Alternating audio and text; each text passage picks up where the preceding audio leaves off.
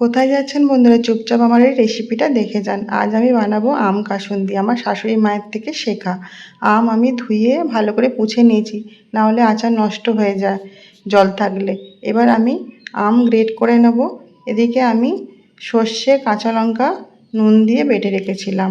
আম great করা হয়ে গেল। এবার আমি নুন, হলুদ, ভিনিগার, কাঁচা তেল দিয়ে আর সর্ষে বাটা দিয়ে আম ভালো করে মিলিয়ে একটা শিশির মধ্যে ভরে নিচ্ছি, কাঁচের শিশিতে।